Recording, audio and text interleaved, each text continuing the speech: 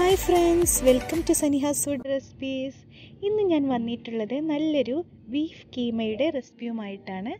അപ്പോൾ നമുക്ക് എങ്ങനെ ബീഫ് കീമ തയ്യാറാക്കുന്നതെന്ന് നോക്കാം. ബീഫ് കീമയും പൊറോട്ടയും റൈത്തയും ആണിത്.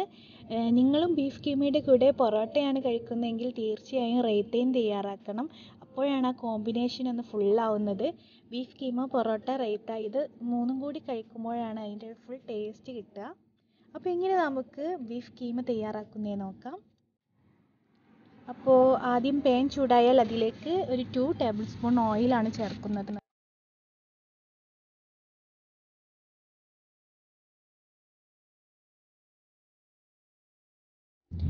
ഓയിൽ ചൂടായാൽ പിന്നെ അതിലേക്ക് കറുവപ്പട്ടയും ജീരകവുമാണ് ചേർക്കുന്നത്.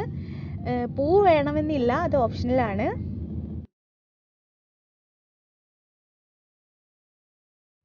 അതൊന്ന് ചൂടായി വന്നാൽ അതിലേക്ക് ഉണക്കമുളകാണ് ചേർക്കുന്നത്. ഇതൊരു 5 ഉണക്കമുളകുണ്ട്.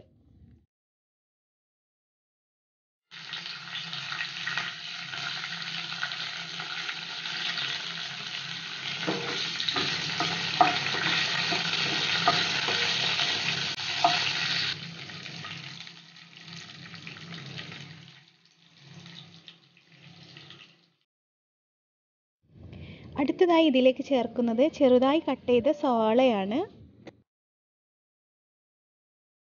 ഇതൊരു ഗോൾഡൻ ബ്രൗൺ നിറമാകുന്നത് വരെ ഒന്ന് വഴറ്റിയെടുക്കാം.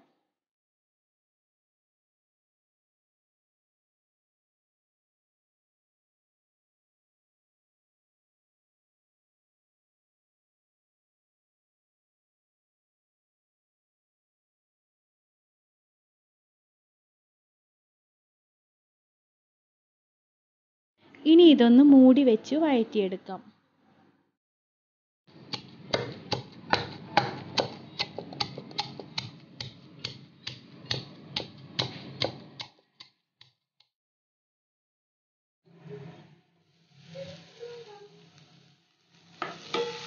അങ്ങനെ സവാള നന്നായി വഴന്നു വന്നിട്ടുണ്ട്. ഇനി നമുക്കിതിലേക്ക് ഇഞ്ചിയും വെളുത്തുള്ളിയും പേസ്റ്റ് ആക്കിയതാണ് ചേർക്കുന്നത്.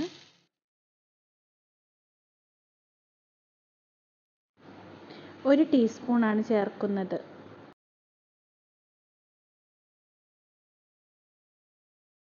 ഇനി ഇത് നല്ലോണം ഒന്ന് മിക്സ് ചെയ്ത് കൊടുക്കാം. ആ ഇഞ്ചിയുടെയും വെളുത്തുള്ളിയുടെയും പച്ചമണം മാറുന്നത് വരെ ഒന്ന് നന്നായി ഇളക്കി യോജിപ്പിച്ച് കൊടുക്കാം.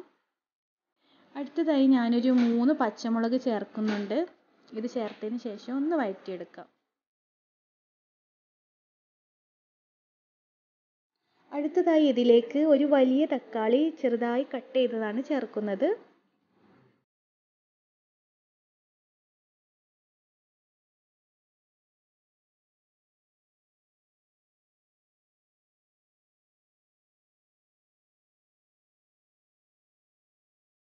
ഇത് നല്ലോണം ഒന്ന് മിക്സ് ചെയ്ത് കൊടുക്കാം. അതിനുശേഷം ഒന്ന് മൂടി വെച്ച് വേവിച്ചെടുക്കാം.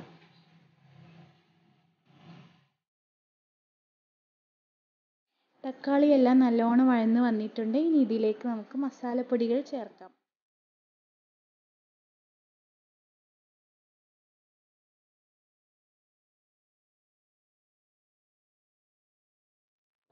ഒരു ടേബിൾ സ്പൂൺ മുളക് പൊടിയാണ് ചേർക്കുന്നത്.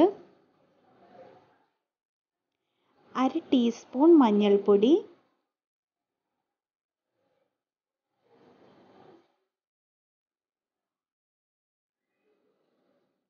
1 ടേബിൾ സ്പൂൺ മല്ലിപ്പൊടി,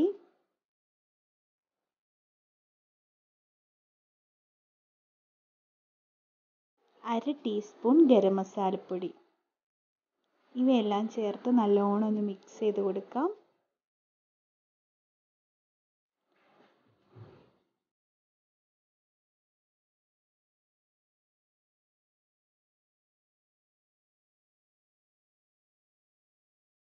ഇനി ആവശ്യാനുസരണം സോൾട്ട് ചേർക്കാം.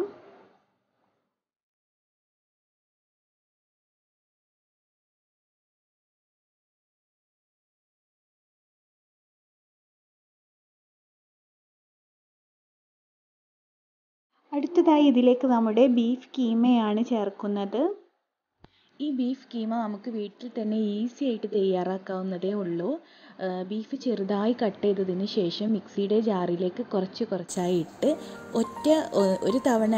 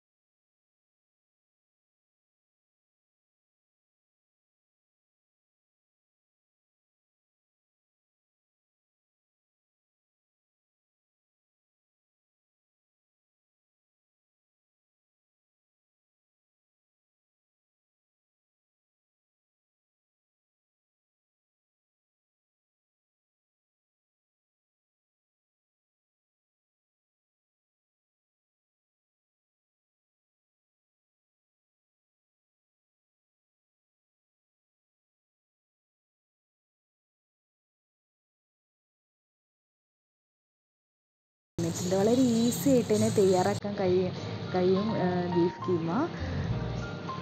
അതുപോലെ ഇത് കഴിക്കാനും നല്ല ടേസ്റ്റാണ്. നമ്മൾ ബീഫ് ഉണ്ടാക്കുന്നത് പോലെ തന്നെ നല്ല ടേസ്റ്റ് തന്നെയാണ് ബീഫ് കീമ തയ്യാറാക്കിയാലും. അങ്ങനെ ചെറുതായി ഒന്ന് ചൂടാറിയതിന് ശേഷം നമുക്കിതൊന്ന് സർവിങ് ബൗളിലേക്ക് മാറ്റാം. പിന്നെ ഇതിൻ്റെ കൂടെ കഴിക്കാൻ വേണ്ടി ഞാനൊരു റൈത്ത തയ്യാറാക്കിയിട്ടുണ്ടായിരുന്നു. റൈത്ത നമുക്ക് ഈസി ആയിട്ട് തന്നെ തയ്യാറാക്കാം. ആദ്യം വേണ്ടത് പുതിനയിലയാണ്. ഒരു വലിയ പിടി പുതിനയിലയും കുറച്ച് മല്ലിയിലയാണ് എടുക്കുന്നത്. പിന്നെ ഇതിലേക്ക് ഒരു 2 അല്ലി വെളുത്തുള്ളിയും ചെറിയൊരു പീസ് ഇഞ്ചിയും ഒരു പച്ചമുളകും ചേർത്ത് കുറച്ച് ആവശ്യത്തിന് ഉപ്പും ചേർത്തിട്ട് കുറച്ച് തൈരും ചേർത്ത് നന്നായി ഒന്ന് അടിച്ചെടുത്താൽ നമ്മുടെ റൈത്ത റെഡിയായി.